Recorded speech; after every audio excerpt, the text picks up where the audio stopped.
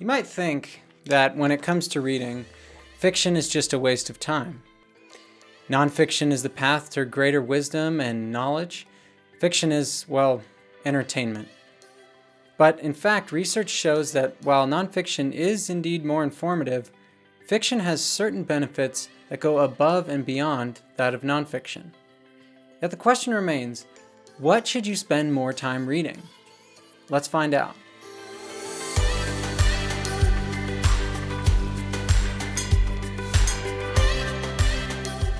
Okay, so in this video, we're going to talk about 3 of the differences in the psychological benefits that you gain from reading fiction versus nonfiction literature.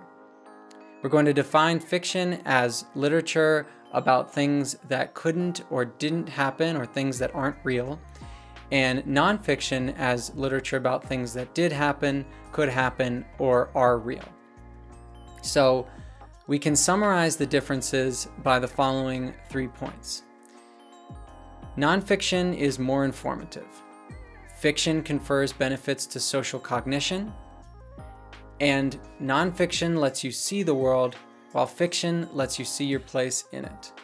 If you're curious about any of the sources of the information that I'm using for this video, there is a list of references in the description. And I really strive to be rigorous, so these are all scientific papers, and check them out. They're all really interesting.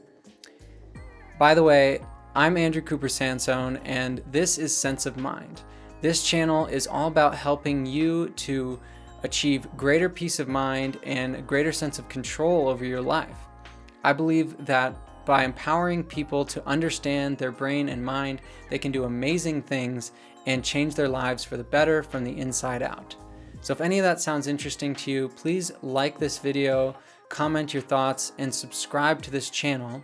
Don't forget to hit that bell icon so you never miss anything new from Sense of Mind.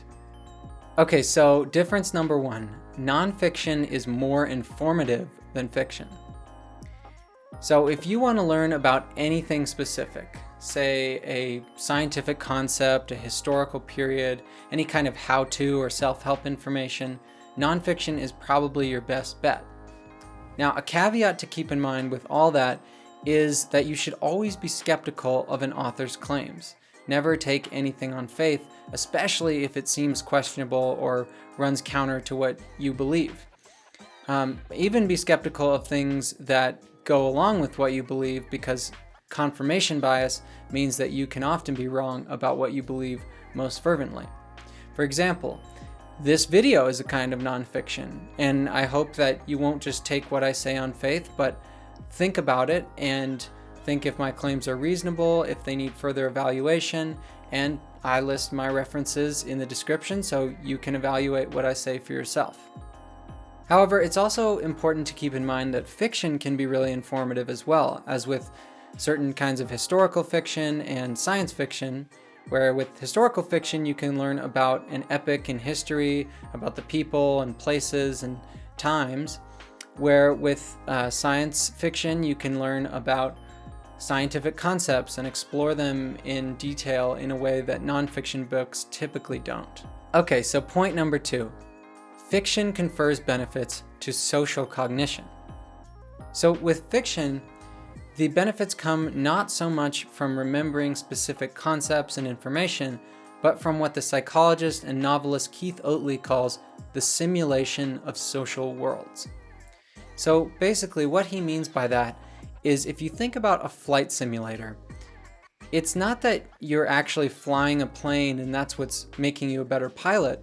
With a flight simulator, you are doing all the actions that you would normally do while flying a plane, but you're not actually flying it, yet you're still making improvements in your ability as a pilot.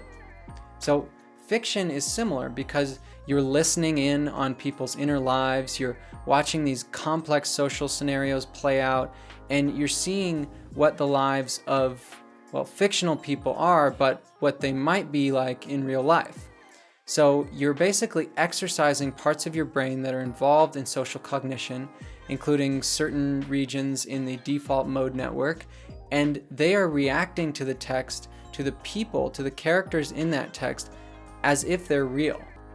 Okay, the first of these effects is basically an increase in what is called emotional empathy. So emotional empathy is what we all usually think of as empathy, which is basically the ability to step into another person's shoes and feel what they're feeling. You feel for them.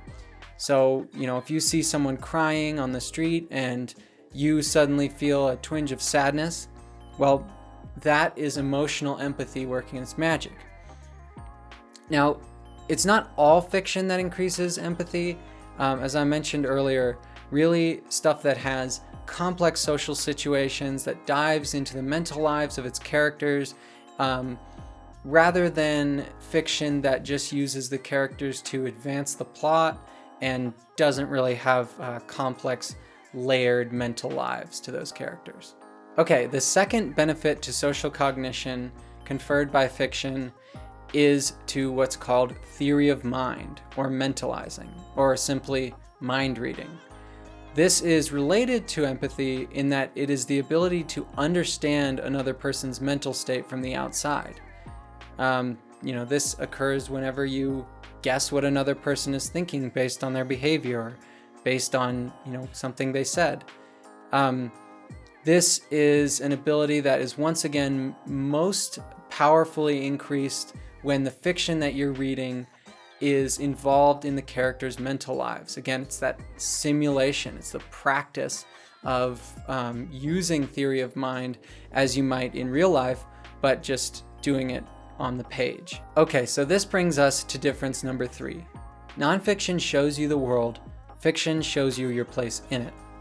So what I mean by this is that nonfiction gives you access to a rich library of knowledge, research, and life experience from people from all manner of professions and walks of life. And you get to understand how the world works. Fiction, on the other hand, shows you the complexities of life, the social scenarios, the mental lives of others.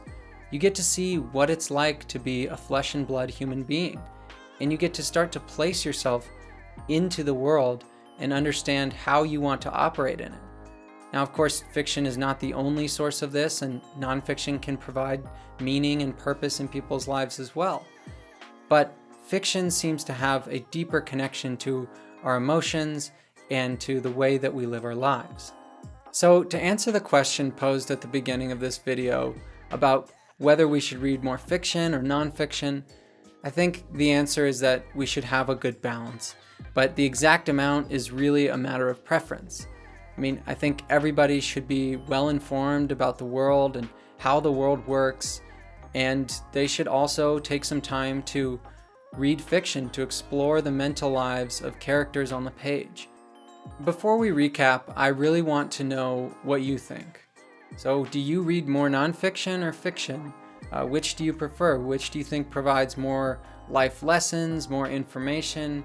Do you agree with what I said? Do you disagree? Do you think there are other benefits to these that I didn't mention? Let me know in the comments below.